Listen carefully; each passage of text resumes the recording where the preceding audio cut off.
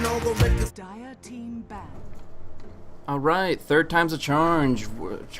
I don't even know what that word was. Anyways, welcome ladies and gentlemen to a Premier League presentation. We're bringing you guys a game between No Tidehunter and RoX.KIS, the radical online extremists here. This best of 3 series, bright and early in the morning. A couple of remakes had to be done, but now we are finally on into the game. Have myself here, Blaze, and here, my co-caster, Vikrman. How's it going, man?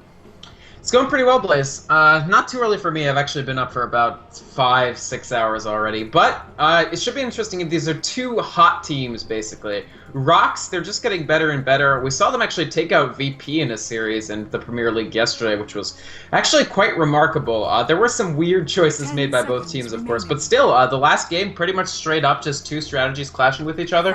And RoX.KIS had the discipline and the patience to just take it out. So they played very well. The issue here is they're facing a team who's possibly even hotter than they are. No Tide, I think their win percentage of their games in March was something like 70 to 75%. And in April, it's actually even more. They have not dropped a series this month yet. Of course, taking out the Star Ladder Season 5, they are the champions of that. And they've still got a lot of games of TPL to go. So if you have to stack up a series of games in a particular league, stacking them up when your team's doing incredibly well and just dominating all the other teams in your scene is definitely a good way to do that.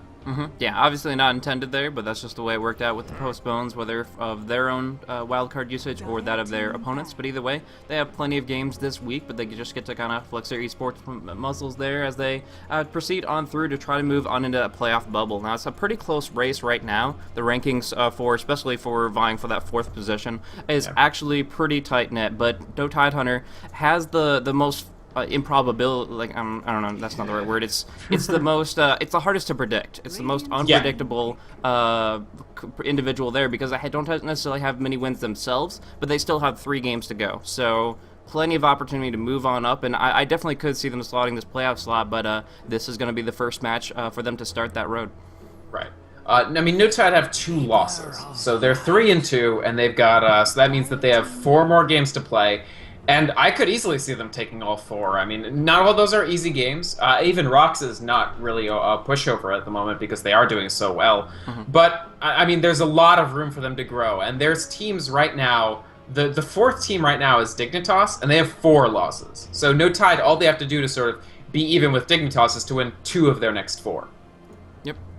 Yeah, there you go. That works, actually. So, yeah, 4 matches coming up, and that's going to be... Specifically, they do still have to beat out Team Dignitas as one of those 2, but it still could work out in that way. It's going to be most a big definitely. Alright, so what we're looking at here, as far as the draft goes, going on into that directly, we see that the Wisp, or IO, I'm never going to get over that, IO has been banned out along with the Nyx Assassin. Now we do see the Lone Druid and the Bat Rider also taken off the board for RoX. They don't want to have to worry about Emerald Bulldog's Lone Druid, and they just don't like to go up against Bat Rider in general because it sets up so much aggressive potential. But although the counter push has been selected by Keeper Light as a first pick, interestingly enough, No Tidehunter going for a push/gank-oriented lineup here with the Chen and the Nature's Prophet. What do you think about picking up those 2 first? Oh, it's fantastic. This is something that No Tide can afford to do because these are 2 specialist heroes for their players. What we see sometimes from Virtus Pro in particular when they're playing No Tide is they actually will just ban the Lone Druid and the Nature's Prophet. Like, they'll just go straight up Bulldog ban heroes because Admiral Bulldog, he's really good on Nature's Prophet. Some people have sort of started taking countermeasures against the way that he typically builds this hero, which has made them a little more effective. But still, well worth locking up early for No Tide, just because they have to be cognizant of the fact that if they don't take these heroes, the other team can sort of pick them up with sort of and make that a pseudo-deny. Magnus also, of course, a good pick. S4, very, very good with Magnus. And they take the Phantom Lancer as well. But Chen, Ake is one of the best European Chens right now. He's excellent with this hero. We've seen him perform very, very well with it. And Nature's Prophet, actually, between... one thing to watch out for with this Nature's Prophet is actually they're going to have to get a very early Crow, because I'm worried that between the Chen and Nature's Prophet, they could actually pick off that Radiant side Courier as it tries to deliver the bottle to Magnus. So that's something that you may or may not see, but I just keep an eye out for it. Yeah, it might actually force into a position where Solo has to pick up a bottle first. We have seen it a couple times around for the Magnus just to make sure that he can sustain with his man in the lane. But that flying courier is going to be very, very relevant and could completely cripple him if Nature's Prophet is good on the snipes there, which Admiral Bulldog does like to play that kind of behavior there, and that's something that we could be looking towards. But what about this gyrocopter? I'm assuming it's going to be a carry gyrocopter as he has been pitted up against the Phantom Lancer, and it is one of Loda's heroes of choice. So do you feel that that's the best way to approach the situation here because they are against the Cuddle PL? Absolutely. I mean, so many teams have tried this sort of, we'll just take a normal mid-game carry. I mean, I don't know. Lifestealer would also be a fantastic choice. I wouldn't blame them at all if they went for the Lifestealer instead. In fact, this sort of discussion about Western teams in general not picking a Lifestealer in the first phase, I think Lifestealer would have been okay, but if they want the Gyrocopter, they can only get it now. It's going to get banned out. And of course, Gyro, one of the more reliable abilities to just sort of blow up a lot of Phantom Lancer illusions if he finds this farm. And we've seen Loda do quite well with that Gyro as well. I'm actually more interested in the fact that RoX banned out the Dragon Knight after the Gyro already comes out. So maybe they don't agree with me, because when No Tide does play Dragon Knight, they usually put Loda on him. But in this case, I really do think that this is a #1 played Gyrocopter. When they do run support Gyro, it's typically Ake on it, and there's no way that Ake is not on Chen this game. Yeah, no, Chen is definitely going to be picked up by Ake there. I haven't seen a S4 Gyrocopter in a very long time either. It's just something that he likes to be impactful with disabling heroes more so than anything else, and that's not really Gyrocopter's forte there. So technically still possible, but yeah, the Dragon Knight ban, it might show something that they have researched that we do not actually realize there, but the Blue Dragon form is no slouch as far as going up against that PL. Theoretically, they could put S4 on the Dragon Knight. I haven't seen him play Dragon Knight that much, but if they did put him on that, Chen and Nature's Prophet, they'd need so much more additional anti-push against that, because just an Illuminate is not going to dissuade that Green Dragon from blowing up your towers. Yeah, most definitely. So in that respect, it's a good choice. Like, it's not really player targeted, it's more overall strategy targeted. The issue here is that I don't know if RoX want to ban more pushing heroes, or if they, like Leshrac or what have you, or if they want to actually take out that Puck. Because Puck would be a pretty good pickup for S4 here. It's very, very strong against Magnus, and it fits into their lineup pretty well, but it doesn't offer additional push. So it's a tough situation, actually, for RoX, just in terms of they have a lot of heroes they want to ban here in the second phase, and they don't have room for all of them. They actually take out the Beastmaster, so I wonder if this might be a... This might signal something like Lifestealer as a non-primary farmer, but it would be tough to fit him in. Well, he's already banned out, so that's not going to be... Oh, he's banned out. Sorry, it's totally my bad. No Tide took him up. Definitely. So, yeah, Puck is definitely a factor. He's a force to be reckoned with in the hands of S4, and he is something that can go really, really well up against Magnus, making sure that you silence him so he cannot cast the ultimate, or just Dream Coil him so his Skewer won't be able to actually immediately follow up with that ultimate combo. So, that could be a really, really good option. It's also great for ganking up the PL. But yeah, it really, really depends on how they play it out specifically. So I think that's definitely going to be something they look towards. But what about that final support? In this situation here, nothing really banned out but the Rubik. Yeah, I was going to say. So they have a lot of supports. pretty much a full playing field. Traditionally, the most common support seen alongside a Chen, especially for Eggum, is going to be that Shadow Demon. Do you think that could be a good factor if they go for like a Shadow Poison oriented build? Yeah, Eggum's a pretty good Shadow Demon player. I think that'd be a very solid choice for them. I mean, there is also the option of the Lesh. It adds additional push onto the Chen Nature's Prophet core, and it makes your towers melt really, really quickly. The Split Earth is a kind of pain in the ass to actually hit in that situation, unless you get like a Sprout setup or something. Yeah. Then they actually take out the Bane, so I like that as well. If No Tide are going for one big farmer hero in addition to the Nature's Prophet, taking out Bane is a pretty good idea, and No Tide were not actually likely to pick up the Bane. But RoX, I like this pickup of the Shadow Demon, not because it's that amazing for the lineup, although it's very good, but because sort of you don't want No Tide to have that Shadow Demon. It's a good pair with Chen, and it's great against the Phantom Lancer, especially late. And we do see that Puck that we were discussing as well. Yeah, most definitely. So those two picks actually becoming the key thing that they were looking to pick up or make sure that No Tider didn't have their hands on here. The very overwhelming tri-lane of Keep the Life, Phantom Lancer, Shadow Demon. Do you think this is going to force Nature's Prophet into the jungle rather than on the off lane as Bulldog would prefer? Most likely. I feel like off lane is, jungle is more likely here. This isn't a Clockwork where you can walk away from a lot of situations relatively unscathed, and even Clockwork would have trouble with this lane. I just don't really know how Nature's Prophet even gets into XP range without copping a ton of damage in this lane. I really do think that they'll probably send up Bulldog. Maybe either immediately in the jungle, or he might pop down to the solo lane initially. That makes it less likely to snipe the courier off too, just because you can't actually take teleport first. You need trees. Unless you want to do pub star high ground Nature's Prophet jungling, which I don't recommend. So most definitely. Now this Storm Spirit is pretty interesting. It gives them a lot of range of initiation they otherwise wouldn't necessarily have. The Demonic Purge was previously their longest range spell, other than a Blink Magnus Skewer. But Eggum actually picking up the Shadow Shaman here, it shows their intention for push. It shows that they can just Serpent Ward things down, and if Yol hesitates whatsoever in his rotation, if he is not immediately, like as soon as he hits level 3, if he's not on the top lane, towers are just going to start dropping extremely quickly, and they have the team fight to back it up with S4's Puck, so I really think that No Tidehunter has the better draft in the early to mid game. It's just how effective it is to make sure that they don't have to worry about the late game, and that'll be the question, and I think that'll be a lot based on, like I said, Yol's transition, but also on Solo and how well he does in the 1v1 situation. That's a pretty big deal. I mean, we've seen Solo's Storm Spirit, the Solo YOLO style, basically, where he jumps way far in and tries to get those easy pickoffs.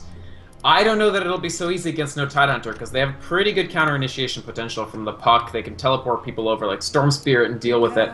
But, I mean, if Eggum just ends up being picked on by that Storm Spirit all game, then it could be pretty bad for RoX.KIS in that, for No Tide in that respect. The other one thing I want to mention about the Shadow Shaman is not just his pushing potential.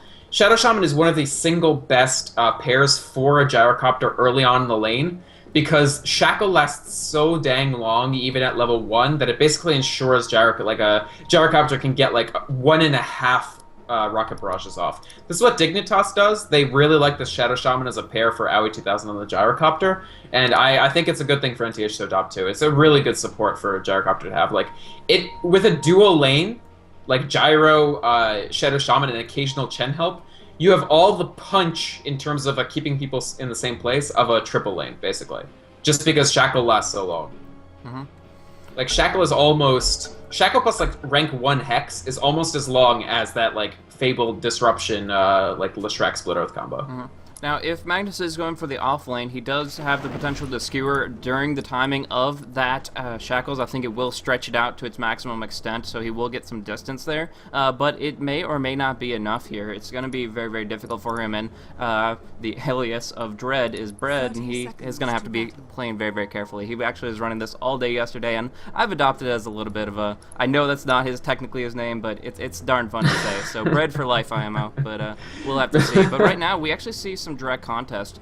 With this warding, do you think that they're just going to try to give the PL a 1 versus 1 situation up against the Prophet? No, they're going to probably... Neither of them are holding either the money or the ability to pick up TP, so unless they walk over... No, I feel it's way too late for that. I think they're going to actually try to directly contest this. Okay. That's not the worst idea if you need to ensure that your Magnus actually is able to get farm. I don't love Bread's... I don't love Bread's chances in this 1v3, so it makes some sense. The idea is that Eggum, Shadow Shaman is one of the slowest heroes in the game, base movement speed-wise, and he's pretty paltry in terms of strength, and a strength gain is awful. So if you have this high-pressure lane, like Magnus Shockwave alone can bully him, the problem is that the Magnus will get picked off in return. So when you add the supports onto that, this Shadow Shaman ends up in a ton of trouble, and Chen needs to devote a large portion of his time to actually coming into the lane and trying to help out there. So it's potentially fruitful for them. I actually like it quite a bit. It's sort of like that situation with the Bounty Hunter the other day, where the team ran like the tri-lane with Bounty Hunter farm. It's like, we know that to win this game, because our team is good late, we need some sort of good team fight early and middle to float us until that point, and that's RP. So that means that we need RP, we need Blink Dagger, we need Arcane Boots on Mag. And if we can't guarantee that in the solo hard, then maybe we want to make it a tri-lane and just try to pressure out this Shadow Shaman. Because Gyro, once he's left alone, is a very difficult time. But if that was their highest priority, then why wouldn't they just put the 1v1 for Magnus down on bottom? I kind of think that they have the importance of the Phantom Lancer's gold just above that of the Magnus's level 6, and then everything else kind of falls into play after that. Sure. I get what you're saying. I think it's that, and you're totally right, of course, that they can guarantee the Magnus more or less. Magnus will not lose the Nature's Prophet lane. But I think it's dual. It's sort of to get the potential of the Magnus out as well, because Magnus actually can pressure this Shadow Shaman a little better than PL can. Shockwave, because of its lower cooldown with Chakra support, actually does so much damage that I think it's a more effective tri-lane to pressure the Shadow Shaman and Gyro Core than the PL lane would be.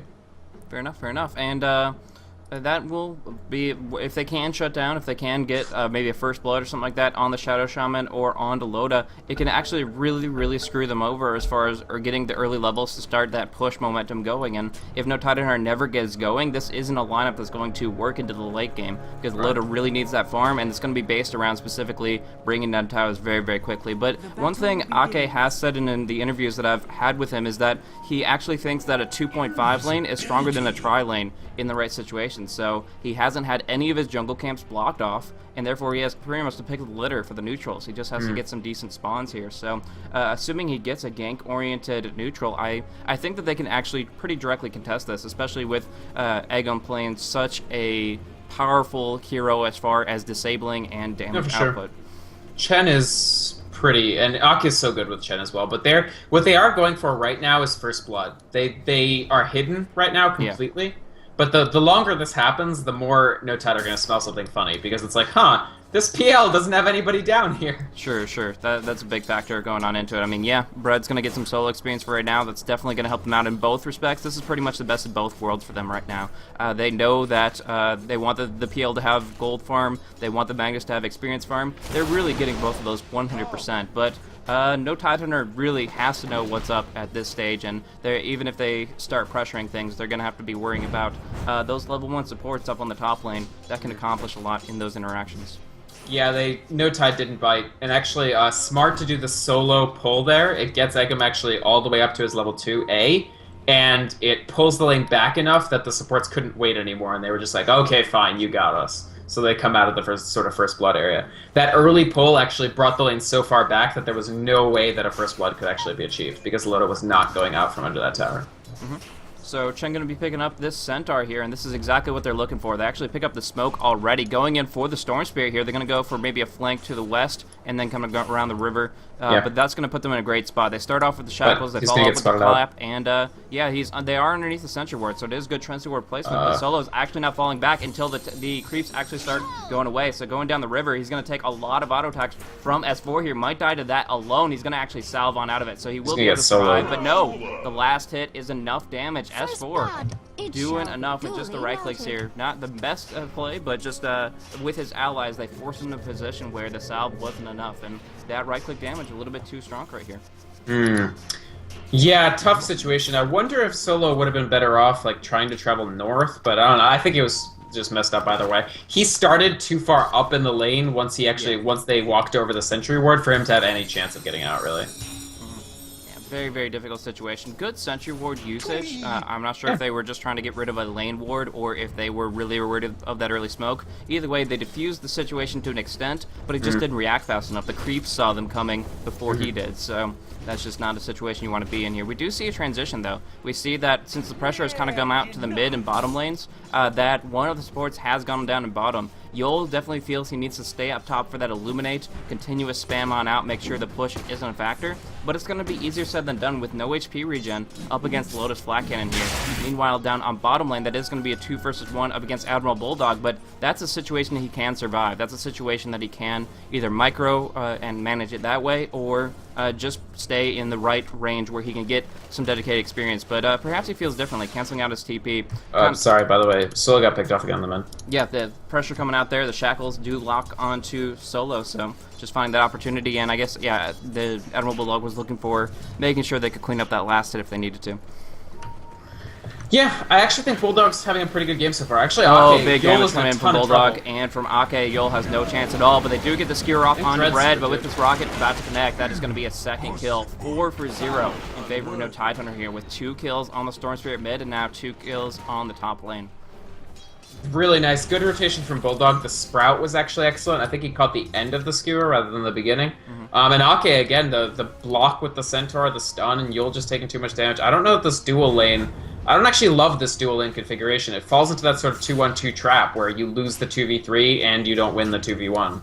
Yeah, exactly. That's why most people don't run that 2-1-2 is because you have to win a lane, plain and simple. And right now, I don't feel that they're accomplishing that too much, other than bottom. Phantom Lancer is doing pretty hot with 27 CS, and there's not much to stop him now, especially with Yol and Vonskor transitioning down here into that situation that we were talking about at the beginning, which is that defensive tri-lane that's pretty much impenetrable. But along with that, you're kind of leaving the two others high and dry. Bread sitting at level 4. He does have rank 2 Skewer to escape, a little bit extra range there, but still rather difficult if they do get some good shackles and so on and so forth. But a nice shockwave snipe from Bread.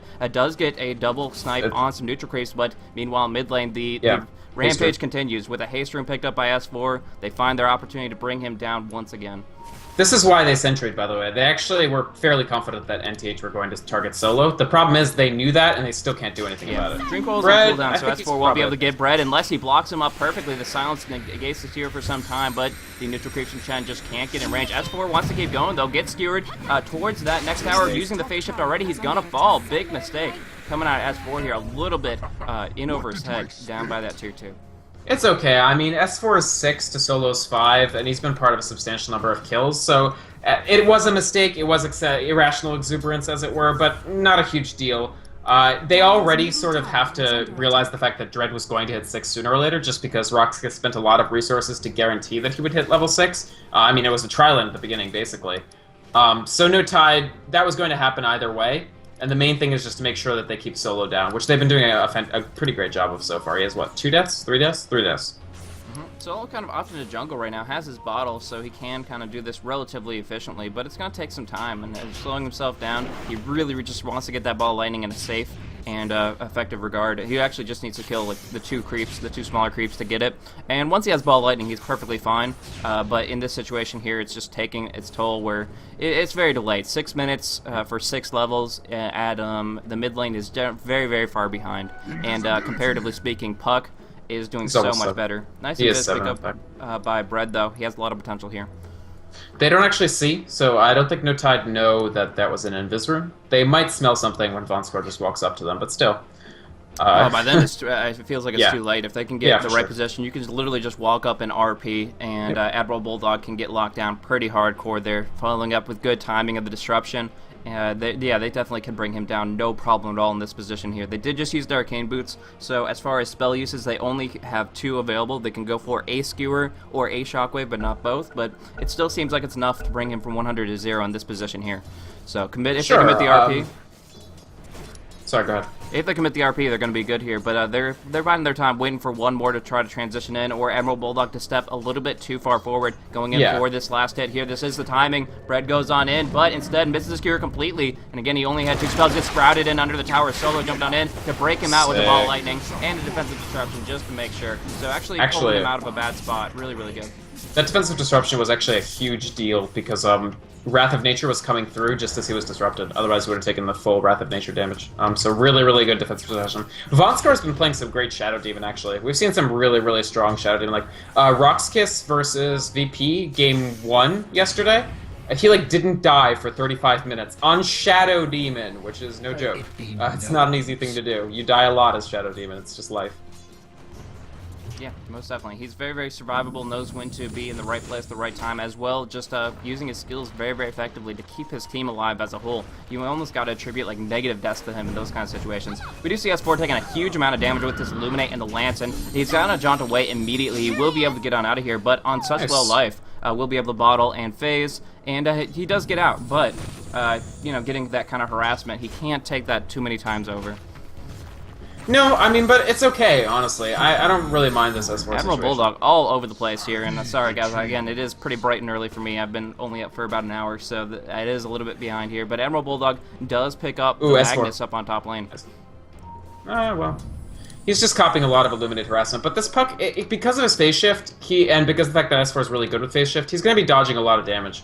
The issue is, like, RoX, I still feel like they're not really gaining a strong advantage in any lane. The good news for them is Loda, because he was pressured so hard early, is going to develop very slowly on this gyro. So they actually have a timing where Business Perfect is going to be substantially more farmed than Loda, assuming sort of things go as they go.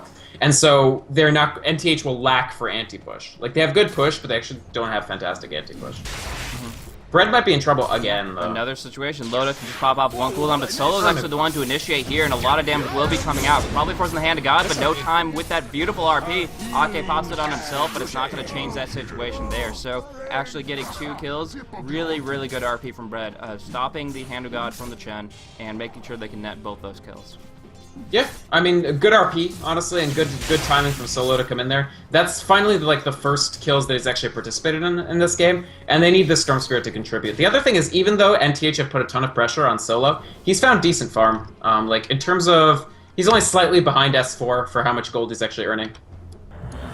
We do see S4 walking right underneath the wards, gets hit by some Shadow Poison, so although he has transitioned nicely to the mid lane for a little bit of solo experience and counter push, they're very well aware of his positioning, and they're going to capitalize on it by trying to push down on this bottom tower here. They've already got the creep wave rocking and rolling, and one more Illuminate for the next creep wave can accomplish a lot, but they're actually going to go and try to make sure this isn't a 1-for-1 trade. Here comes Yol up on the top lane. He doesn't have enough mana for his Chakra Magic, but he does get this one Illuminate off rank 3, fully charged, bringing down this first creep wave here, and the Chalk Wave to finish it off. So, good position, and with this Arcane Boots, Yol actually does get that Chakra off, which is actually extremely important. Completely out of mana, Keeper Light is going to have a lot of difficulty to hold off against this kind of barrage. S4 on the back end of things is actually in a very, very dangerous position here. He has a lot of potential, a lot of survivability, but he is 1 versus 3 until his allies can come to his aid. But right now feels confident in his position, maybe a little bit too confident. Here he comes with the phase, Waning Rift onto Bread, but now gets pulled on in. Electric Vortex and Skewer bursting it down too hardcore.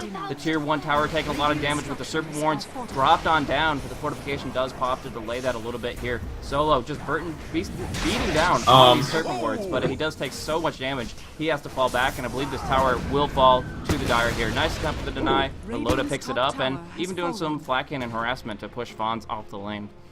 Honestly, overall good. They feed S4 a little bit, but it's zoning play, really. He was really just sort of playing footsie with the entire RoX.KIS team. Like, during that time, the RoX.KIS were like, we have to pull back until Solo comes in, and then when Solo comes in, then, like, we'll be okay, but that wasted so much time that it essentially guaranteed the tower kill for NTH. And this gives Loda a lot of breathing room. I actually think this is a fine trade for them. Solo's, I don't know, still looking for kills. Yeah, he's just getting snared up, but with that haste and with that ball lightning, he's pretty much fearless. He's one of those heroes that can do pretty much whatever he wants. The one thing, I agree with what you said about the fact that the trade was good for them in the gold department, but that is a level 8 puck. That is your highest level core hero, and he doesn't need to be dying randomly. S4 can do so friggin' much with a Blink Dagger, and although he got about half that gold back after the tower fell, it's a trade they need to make, but it's one that if he could just play it a little bit differently and try to play it a little bit more cautiously, I think they could have possibly gotten it without his death. Yeah, I mean, you're probably right. If Solo hadn't come in, or if he had gone out before Solo came in, they could have done it just without the S4 death. It's not a huge deal, but I definitely agree with you. They could have avoided having S4 die, and he's not had the loudest game. I mean, 2-2-1, so he's generated some positional advantage. He won mid by a small margin, mostly with the help of his supports. But right now, RoX actually, the team that sort of isn't the pushing team, or is less of the early game pushing team, is putting quite a bit of pressure on NTH's towers. But Bulldog, excellent counter pressure here. Actually, this tower will probably go down regardless of if somebody TP's over. Maybe they'll get the deny. Yeah, so probably no down, they will. Bulldog going for it, gets the kill with that Treant. So now Biz Perfect dueling it out with Admiral Bulldog, but he actually uses a Shadow Amulet. Interesting little play there. Now sprouting back on in. Biz Perfect drops the Lance though. Big damage coming out, but he's going to be bursted pretty hard by S4. He can't hit Bids, gets coiled up. Solo possibly going to drop as well. Exhausted all his mana to get a single Admiral Bulldog, and instead he will be right-clicked on down right here. So double kill for S4, and we were talking about him not making too much noise, but by securing this tier 1 kill by Bulldog, and then by S4 coming in and cleaning it on up, really, really strong showing from No Tidehunter to branch into an overwhelming mid game. really mediocre trade for RoX.KIS there. You don't save the... You just send PL in solo to...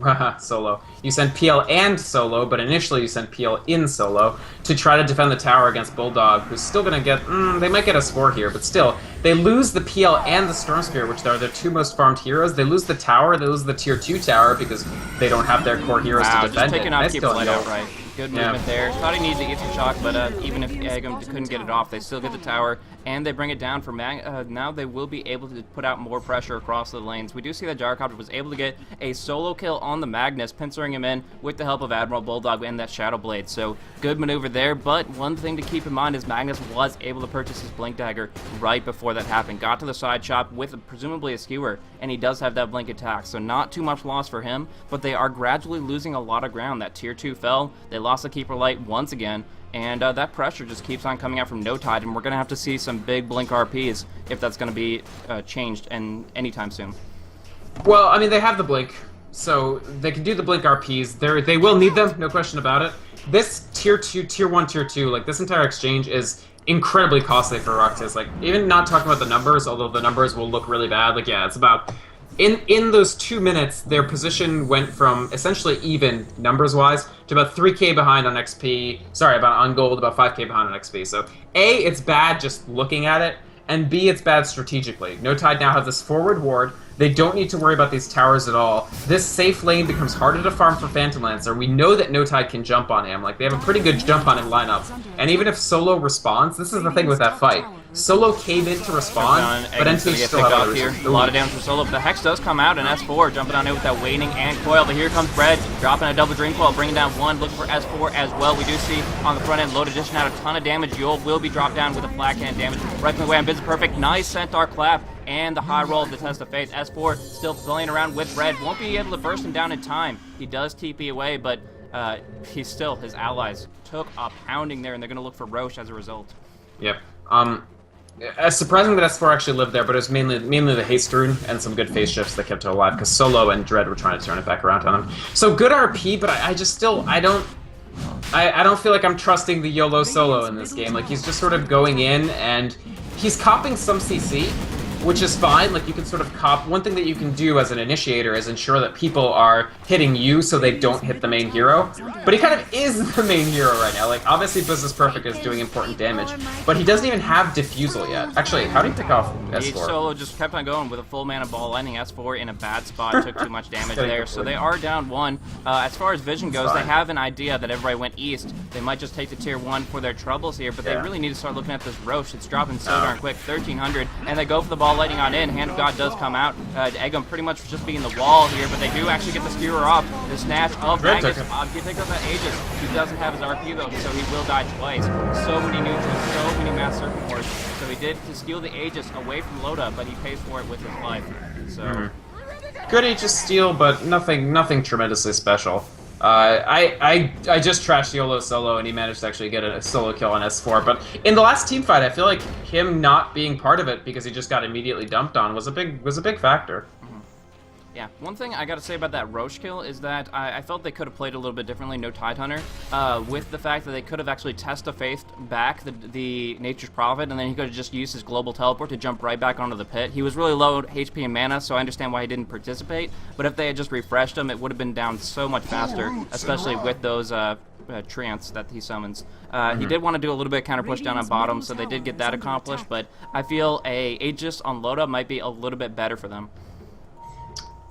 It's tough to say. I mean, obviously an Aegis on anybody would be better than an Aegis on nobody. So in that respect, yeah, I don't know. They did get the kill on Magnus, but he didn't even have RP, so it's not the most critical of kills. Well, I don't know. It has merit, but it's not the biggest deal in the world because he's right back up. He has a lot of potential here. Sure. I just still feel like NTH are really in the driver's seat. Like, as ahead as they are, keep in mind, Ake has used his creeps to diligently stack these Ancients as well. So, Loda, right now, is going to pick up, like, he already has Demon Edge. This is probably, I guess this is MKB or crit. I've actually seen Loda go crit a lot, so he might go Daedalus first, but probably still the MKB. I don't know. Do you have any reasoning behind saying the MKB when they don't have evasion? S4 is actually going to get possibly picked off here. The last spaceship actually keeps him up, and beautiful Wrath of Nature keeps him up. Admiral Bulldog coming on in, baiting him out. S4 says full life. He's like, come get me, and Admiral Bulldog's right there and ready for him. He does actually bring him down with that coil, despite the skewer. S4 is able to survive within an inch of his life and just baiting it out completely where they can pick up 2 kills. S4's survivals are fantastic. He actually gets sent back by Chen too, so AKB like, dude, you've done your job, go home. And actually, the fact that Bulldog's done with Orchid is a fairly big deal too. This is excellent against Solo, it's excellent against Dread, it's just a really, really, really strong item, and this is a good timing for Orchid to come up. I like that Bulldog's actually gone with the Orchid in this. It's very, very useful for their team after Shadowblade. Definitely. So that pickup of potentially the MKB, what are your thoughts on that there? I mean, it's more efficient for AoE damage, isn't it?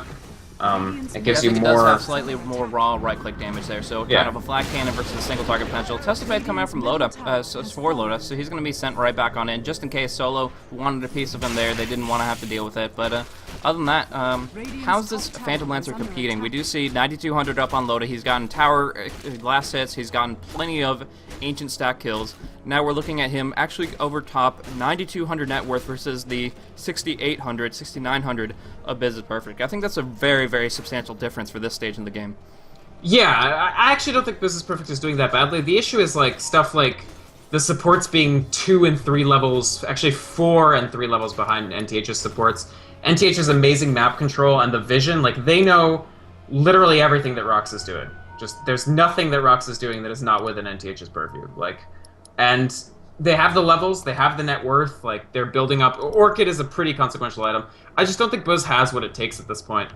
They need more, and they need more on Solo as well, but the fact that he's building Orchid and it's going to be really, really slow is... Immediately popping the RP onto S4, he was underneath that sentry where the Hand of God does keep him up for a little bit, but not enough, and that was just great sentry placement. The Invis Blitz popped off from him, and whether incidental for that Shadow Blade or effective enough, either way, it comes down, and they drop the hammer onto Puck. He's going to be down for 40 seconds, and everybody goes on full-out retreat here. Ake is probably going to be picked off here. Admiral Bulldog likely to live with that Shadow Blade TP.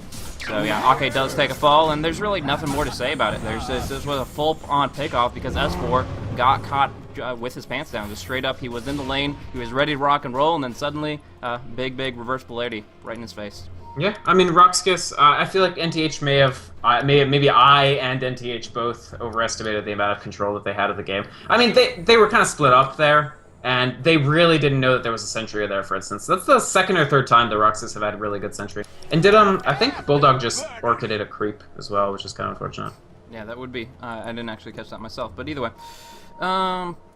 So, Biz is Perfect. With the Empower, do you think that will change anything as far as his mindset and how to proceed in his attacks? I mean, he can farm up more rapidly. That's pretty much, I think it's more so for farming than it is for combat, because base damage and the cleave would not propagate to the illusions. So, it's really just specifically for making sure that he can bring down last hits, which makes Ancient Control that much more relevant. Yeah, I mean, Empower's good. It'll give you more damage, and it gives you some AoE, but on PL, it's not the most important thing except for just the straight-up damage for maybe fights. I don't think it'll change his build, like he won't work around it. When you have Empower, like on something like Lone Druid, for instance, you could be like, oh, like I can go straight damage quicker or whatever, but on PL, you just do the same thing but faster and better. Not that Empower isn't a big deal, but I don't think it's going to change the strategic perspective on this game at all. Sure. And Loda, he didn't actually finish that MKB, so this makes sense to me, honestly. The Bash is pretty good, too. We didn't talk about the Bash earlier, but it's pretty good. But really, it's just for the efficiency of the AoE damage compared to the Daedalus. Loda does sometimes go for the Daedalus anyway, just because he likes those big crits, but right now there's not one target that's so important to kill. You just sort of want that AoE, especially for the PL illusions. Yeah, exactly. More damage across the board will limit how many illusions are going to be staying up, and really, Phantom Lancer is one carry that's on two sides of the extremes as far as maximum minimum potential. Without any illusions, he's actually a rather worthless hero, but with maxed out illusions, there's no other hero in the game that can do as much damage as him. So that really is a huge difference that this flat cannon and the big right-click damage that Loda has picked up now with 217 auto-attack damage. He's trying to suppress that here with that flat cannon. So that is definitely the item build that he needs to go for now, but previously. But now we're looking at either a BKB or a Manta style. Needs to get out of that blinding light, or it will just completely cripple his potential as far as DPSing. He'll get one of those. I have no doubt about it. The MKB, it basically puts... I talked earlier about if Phantom Oh, Lancer wow, starts... I just called Blinding Light on MKB. I'm an idiot. Okay, just completely ignore me. Yeah, but he will probably go BKB anyway. Fair. I wouldn't be surprised if he did anyway. But I just wanted to say, like, I talked about earlier, because they suppressed Loda a little bit early, it was like, if PL gets way ahead and the gyrocopter can't keep up with the illusions, then you can't keep up, period. But right now, Loda is actually ahead of the curve of how dangerous those illusions are, which puts you in really good shape. I actually feel like NTH could stand to be a little more aggressive than they're already being. They were dissuaded by that last teamfight somewhat.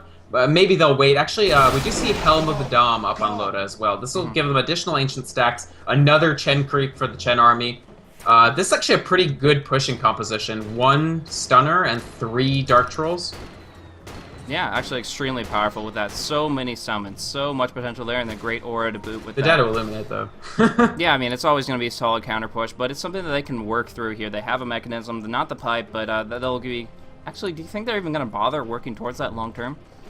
What, pipe? Pipe of Insight, yeah. Oh, why not? You always want it. I mean, you want it, they may but- or may not, but because Bulldog has better things to build, Eggum has better things to build, he's making his BKB right now. So it's just an So- okay long-term luxury. Yeah, long-term luxury, absolutely. I really think NTH are... Oh, where did Solo just zip? I thought he zipped onto them, but Just I guess not. back to the fountain, no big deal there. Yeah, I'm just going to apologize straight up to the viewers. That Daedalus MKB dialogue completely worthless in the fact that there is that blinding light and they interact very directly there. So I just, the brain sinew is not really connecting today. But either way.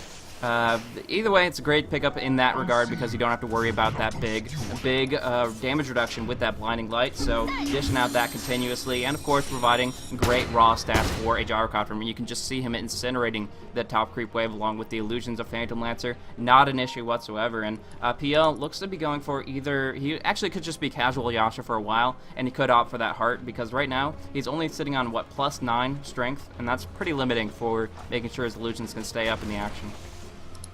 I mean, BKB's being built on both teams. We're sort of starting to see them deployed. Eggum is going to slowly build towards this BKB. Dread is actually building BKB, so I like this. He can get stunned out by quite a lot of stuff. And there's no BKB piercing disable. There's a slow from Gyrocopter. But other than that, none of the stuns that NTH are packing actually go through BKB. So I like this idea for Dread. He is actually a fairly significant component of his team's damage until NTH build up some magic immunity, so that's good. But just in terms of strategy, both teams actually playing really passive, and I feel like in the very long term, you have to think that this favors RoX.KIS unless NTH feel that Loda's far enough ahead that he's always going to stay ahead of where Business Perfect is. He's currently actually farming jungle while NTH are smoked. If they get a pick off here, sometimes he does find himself at the bad end of pickoffs. This could be bad. Yeah, this is weird. They walk right up to him. They're going to find out Biz is perfect here. He's going to pop off that Invis. They don't actually have good raw detection, though, so he is going to be able to get out scot-free, recalled back to safety here. But I got to say, that could have been extremely, extremely bad for him. I mean, who smokes in their own jungle to gank up their own position there? But if they had been fortunate enough to find him out with detection, that would have been a huge, huge kill for them. Even though they're leading, it's not always going to be the case, and that would have completely changed that up there. The dust is on Shadow Shaman, so it's... I mean, Shadow Shaman and Bulldog, so I'm not sure where Bulldog was. I know that S4 actually denied the middle tower, which is really good. And they're actually using these wards to help this Roche, because the last time the Roche was really slow, and I think they want it faster this time. But this will be another Roshan. I think this is what they were waiting for. We'll probably expect to see NTH take a more aggressive posture after picking up this Aegis. Definitely putting it on the gyro, getting in there. Yeah. No, Eagle Song. So he's going to go for Butterfly himself, and yeah, this is good because he doesn't have to worry about buyback gold right now. He can buy out because he has that Aegis. He's going to have 2 lives anyways, and without Boots of Travels, there's no way of getting back into that fight. So he can easily just commit a little bit of extra gold. Now he has tons of attack damage and some good armor to go along with that. Later on, the evasion will be instrumental in trying to survive against the raw right-click damage. Storm Spirit, actually very reliant on hitting people, to be honest. He does magic damage about 50%, but he has to actually hit them to get that overload off, and that's a pretty big deal. I like that Solo built BKB rather than try to go for the very late Orchid. There's actually not that many super appetizing targets on NTH for that silence. There's Puck primarily, S4, but because your Orchid's coming so late, it's just not as impactful. He probably will still finish it sooner or later, but the BKB is probably a better build for him. But my problem is, will he have the survivability, and do RoX.KIS actually have anything to stop this push? It's going to be really tough. It's going to come down to Bread, I feel like. An amazing RP would be able to just secure them this defense, and if they secure the defense, they're in good shape. Actually, big action on top. They were able to pick off S4 there. Really, really good movement with the just jumping on S4. He didn't expect it. Now down bottom, Red gets a double RP along with a plunger creep, steers them on into it. The flag cannon and the hand of God comes down. Red will fall, but Loda's in a really, really rough spot here. Life stealing away. They're ignoring him completely. Going instead for the support, bringing down Eggum, bringing down the Admiral Bulldog as well. But Ake needs that next flag cannon, needs to dish out some damage here. But yeah, instead, there is going to be the Storm dropping down from Test of Fate, the Gem on the ground as well, and they're all walking away here. This is actually a one fight for no ties winner, despite great initiation from Red, even killing Red a second time after buyback. They just completely tore that open without Puck at all. Buzz is perfect. He's about to get hit by a homing missile. Wow, been closed in for a long, long time here. He doesn't have Invit for 2 more seconds. Will get sprouted on in, but he finally gets that. No, he runs out of mana. What cost him the mana there?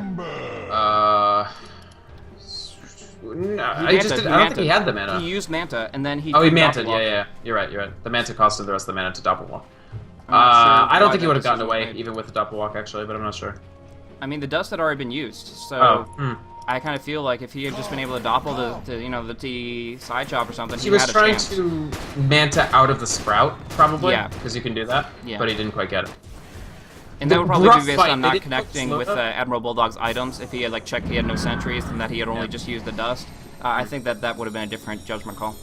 Probably. The big problem wasn't that decision from Business Perfect. It was actually they had a good RP and the Illuminate whiffed. Like Yol, the Illuminate went this way when they were RP skewered this way, and it actually didn't hit Loda or whoever else was caught in the RP. I think Ake. And that was a huge deal because Loda just life stole back up the health.